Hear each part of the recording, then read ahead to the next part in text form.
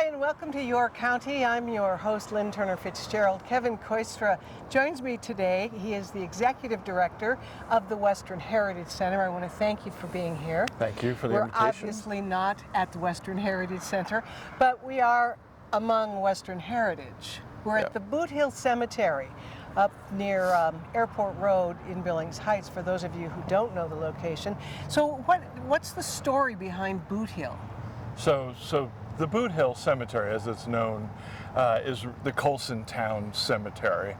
So, you know, before the railroad arrived in the valley here, entrepreneurs out of Bozeman created the town of Coulson. Were clever enough to name it after the Coulson Steamboat Packet Company, in the hopes that the steamboat would come to their town, which it made it as far as the town of Coulson. And so from 1877, just a year after the Battle of the Little Bighorn, they set up a sawmill and they started building a small town. And so what the Coulson Boothill Cemetery really is the repository for the residents who did not want to leave, you know? So, well, the history has several versions, and it's kind of hard to know which one is the most accurate. One of the placards here says that there are 35 burial sites here, 35 people buried, and that would be men, women, and children, right? that is correct. There was a community burial site for Coulson. But there are vastly different estimates. You know, I.D. O'Donnell, who was probably Billings' most important civic capitalist, civic leader, you know, he had been working for the Bureau of Reclamation, and starting in the 1920s, he became obsessed with the history of Coulson and Billings. And, you know, the city of Billings was created in 1882, so obviously it led to the demise of Coulson, because Billings was named for the railroad. Well, I.D. O'Donnell would go out and interview residents, you know, the old timers that came in Coulson? all over. Okay. Anybody associated with this little valley, he started learning their stories. So he was getting firsthand information, and in the process, he became interested in this land, the Coulson Cemetery, which he actually got the deed to.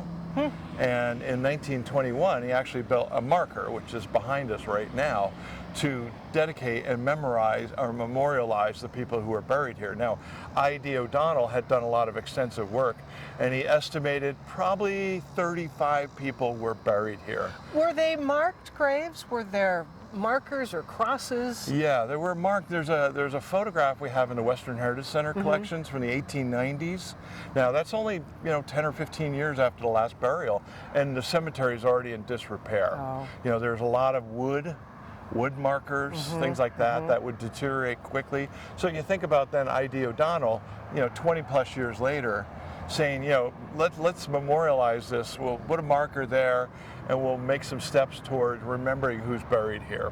And like you mentioned, a lot of different numbers of how many people.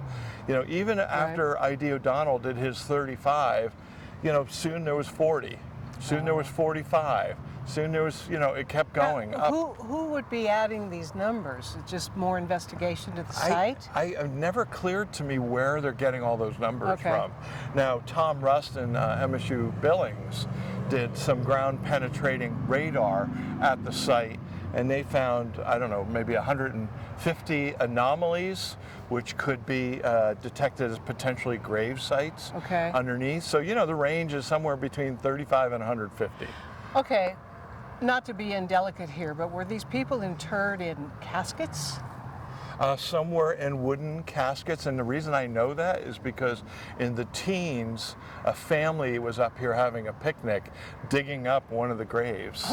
And it was in the newspaper, and they had dug up the grave of a small child, but they had abandoned because somebody said you're not supposed to be doing that. So it was a family who was just having a picnic and recognized, obviously, was it was the a Adams cemetery. family? I don't know what they were looking for. Monsters? You know? But yeah, they had uncovered a little wooden coffin with some bones in it of a child. So yeah. So the infrared then.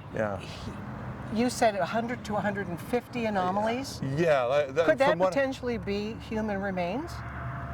or like a collapsed grave or other anomalies. So I'm not really versed in ground penetrating radar, Okay. you know, but it detects what's under the ground and shows you things that don't match the rest of the area.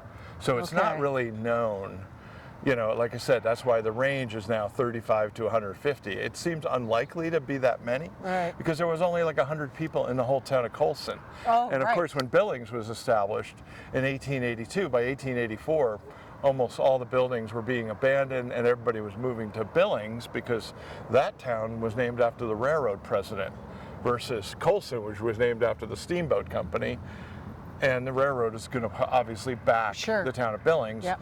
which was named for president of the railroad, former president Frederick Billings. Okay. So you know, the Billings had a huge advantage. I'll give you one example. The town of Coulson had a newspaper, the Coulson Post, and when the announcement was made in early April of 1882, a new city named after Frederick Billings was going to be built, they changed their nameplate on their paper within about 6 weeks to the Billings and Coulson Post, and eventually the Billings Post. Oh. I mean, they recognized so quickly that this was going to be an issue. Yeah. So there was even an effort by the people, a business person in Coulson, to, if you paid like 10 cents or something in Billings, a horse-drawn trolley would take you all the way to Coulson, and you would get like 2 beers. And even that didn't work, right? We love our beer out here, you know. But so, you know, the demise of Coulson was 1882, a big windstorm in April, about the same time as the announcement. By 1884, So it the caused town a- is pretty much A abandoned. lot of damage from the windstorm. Yeah, yeah. So, Kevin, connect Coulson to Coulson Park, which still exists in Billings Right. by the river. Right, so the historic town of Coulson, as I said, 1877 to probably 1882, Okay. you know, was where the park is today. So Oh. the Coulson town is where Coulson Park is. Right. So across, you know, obviously on the north bank of the river, you Okay. know, kind of waiting for the railroad to come through the gap, through the sandstone. And then, of course, like I said, 1882, it was disregarded and a new town was created instead, you know, which is classic Western Railroad town history, you know, the Exactly. railroad kind of dictating the terms in Exactly. some ways. So, I'm wondering, part of Boothill Cemetery is gone because of excavating for Potentially, yeah. the roads down there. Yeah, we have a photo from the 1960s, and there was earlier there was like a shooting range just to the north of us here.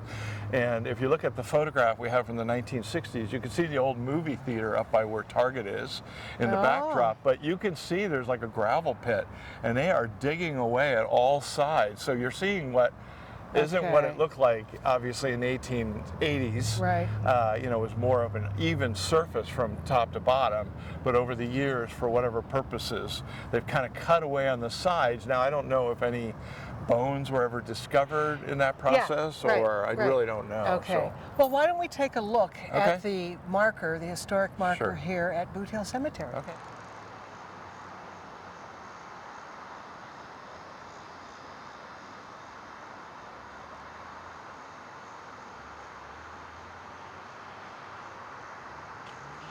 So, Kevin, can you explain this marker and the significance of it?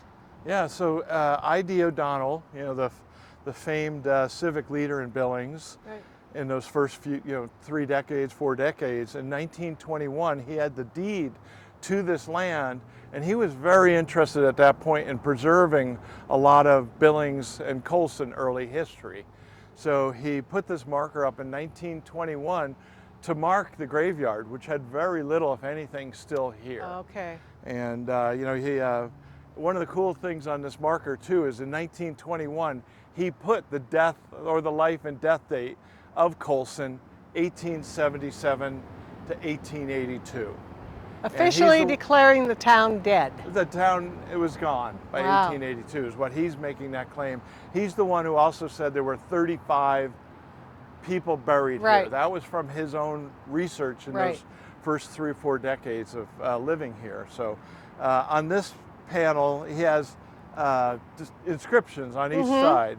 So this one says, "The stream flows on, but it matters not to the sleepers here by the world forgot, the heroes of many a tale unsung. They lived and died when the West was young. Okay. Yeah. Now on this side it says, upon the rugged hill, the long trail past, these men of restless will find rest at last. Yeah. And then there's another panel here. It says this monument, like I said, 1921, marks a historic spot where 35 are buried. They played the drama called life for fortune and fame, lost their lives, and they lost their game. Little poetic. Very poetic. Okay, yeah. and this final one, in memory of those who blazed the trail and showed to us our West. In boots and spurs they lie, and on this hill find rest. Yeah. But now, so boots are referenced here. Yeah, boots are referenced, But there was controversy about boots. That's right, yeah. So, it was the Coulson Town Cemetery Right. on Coulson Hill. But what happened is pretty early, by the 1890s, I already see a couple references to Coulson Boothill Cemetery. Okay. By 1920s, a lot of people have already called it just Boothill. The idea that, this was a violent town where a lot of people died with their boots on, which was not the case. There's a child here, there's a mother here, there's business people buried here. Just So ordinary citizens from yeah. the town of Coulson. So about 1920, the pioneers of eastern Montana, a collective group of people, Right. Gathering information about the history of the valley in the 40-year period or so, came out in public and protested in the Billings Gazette with the name Boothill. Okay. They just thought it was disregarding the reality. Sure, of So the they women were- and children. Yeah, and, they said, this is the Coulson Town Cemetery. It should be known as the Coulson Town Cemetery. Their efforts obviously played out very, very little. yeah, because we still call it Boothill Yeah, Cemetery. absolutely, We yeah. still do. Who's Muggins Taylor? Oh, Muggins Taylor is the most famous person buried here. We're Now, not- is he marked? Yes, he's yeah, got a there marker. is a marker there. Yeah. We're not. There are only like 2 markers in the whole Yeah. cemetery with we're- names on them. And I'm not even absolutely sure that's, if that's actually the grave site. Okay. You know what I mean? Like I said, that could have been put here later. There was a lot of great efforts, by the Boy Scouts, Eagle Scouts to clean up the site, to trim the grass, put markers up, but that was done fairly randomly. So Okay. Muggins Taylor is here. He was the sheriff under sheriff of Coulson, and he died in the line of duty. There was a guy named Henry Lumpf. Okay. Henry Lump, who was a launderer, not for money, but he did laundry. at They his had a business. laundromat. They had a laundromat. Okay. Thank you. And some issue about he was treating his wife very badly. I believe he was inebriated, wasn't he? Potentially, yeah, and Okay. he may have been abusive. And I think that Muggins Taylor, who actually is famous because, remember, 1876 is the Battle of Little Bighorn. Oh, yeah. And Muggins Taylor was one of the people who delivers that news. So in 1877, Coulson, under sheriff, I believe he was killed in 1882 in the line of duty. So Lumpf shot him as they wrestled for a weapon. At the type of laundromat? down in the streets of Coulson. Oh, okay. And Lump was put in prison. Oddly enough, I think his wife moved to be close to him in the prison near Deer Lodge. So yeah, Okay.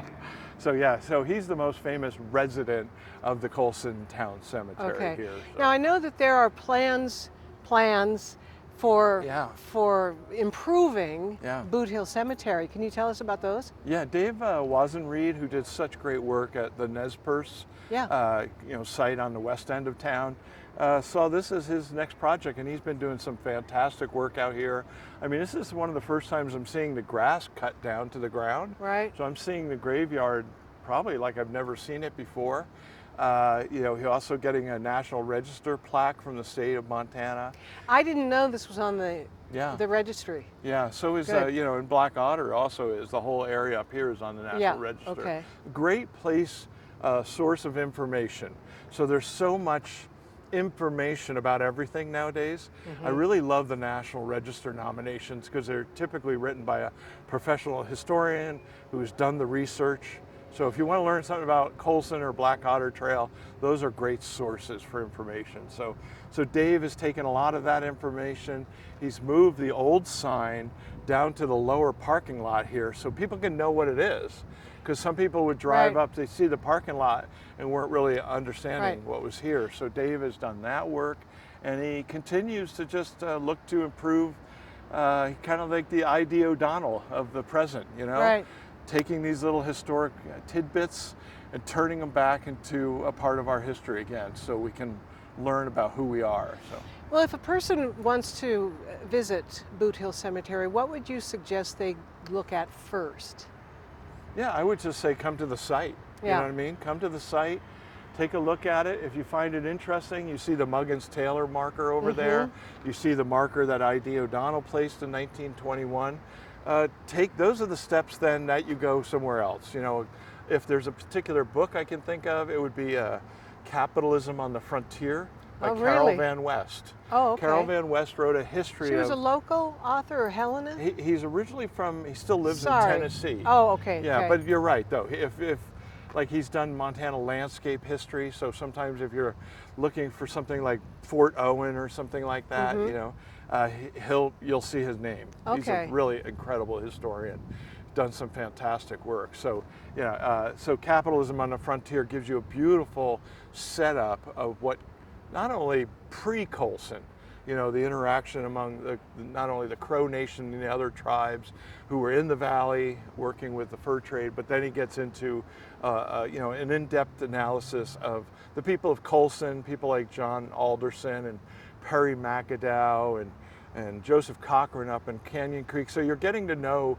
the first characters who came here to try to build their own vision of a great town. So his book, Capitalism on the Frontier, maybe not the greatest title to a book, but it's incredibly well researched, and he did great work. And of course that book then leads to the first 20 years of Billings history also. So you can get really in depth. So if you find Coulson, you know, Cemetery intriguing, want to learn more and really go in, then you go with professional scholars' work. Well, now the founders of Coulson planted by the river, which kind of makes sense. Yeah.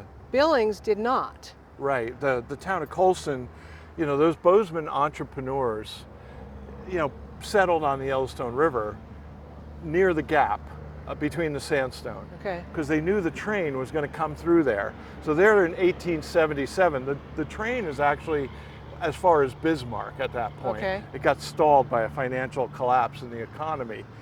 Frederick Billings gets involved. The tracks start moving across the Dakotas. There's a Billings County in western North Dakota, and then it gets into the Yellowstone River Valley, 1881. So the people of Coulson are still thinking, oh yeah, that train's coming through here. We're already set up. We have a little town. We can have the steamboat and the train, Absolutely. right? We got 100 people here. You got you know, so we're working good. And then of course, at the time of the announcement that Billings is going to be established, Coulson residents pretty quickly realize we're either going to somehow be tethered to them or we're moving in with them. And that's exactly what almost everybody does, is move. Well, was there no more space to expand the town of Coulson? Were they kind of landlocked or riverlocked? Not really, but they knew that the interest of the railroad, you know, they had 2 square miles, the railroad, side by overlapping. They slashed a railroad track through the middle. They knew the depot was going to be there. In Billings. Railroad traffic was going to stop at the depot. You're going to have to haul your goods on the train. Having the depot is a huge advantage. There's a story in Bottineau, North Dakota, where the town was established. The railroad stopped about a mile short in its own section and said, this is where Bottineau is going to be. And basically the people of Bottineau said, oh, crap. Gotta move. They literally skidded their buildings across the prairie to get near the depot where the railroad was going to have, you know, its power and strength. So, you know, again, Billings, building the depot, having the railroad's interest in Billings is the demise of Coulson in 1882. So. Right. Well, we still have Coulson Park, and we still have maybe misnamed Boothill Cemetery. What's the best way to get here if people haven't seen it? Now we are in the Heights. We're on an island right here. We are, We are on the far eastern edge of what's Swords Rimrock Park, in a Right. sense. Mm-hmm. Yeah, so we're sandwiched between Main Street right here, and the old Alkali Creek drainage over there, and then the Heights, the beginning of the Heights. Mm-hmm. So we're on the corner of Aronson and Swords Swords okay. Lane. Swords Yeah. Lane. And if So, you're yeah. looking for like a landmark, Boothill That's right, Boothill Inn That's right. is right Yeah. across the street. Yeah. Well, Kevin, thank you. Yeah, thank you. Thanks. Appreciate it. I've Thanks. lived here my whole life, and I learned more today about this place than ever Good. before. All right, good. Happy to help out. So, Good. Thanks, yeah, Kevin. Thank you. And thank you for joining us on Your County. We'll see you next time.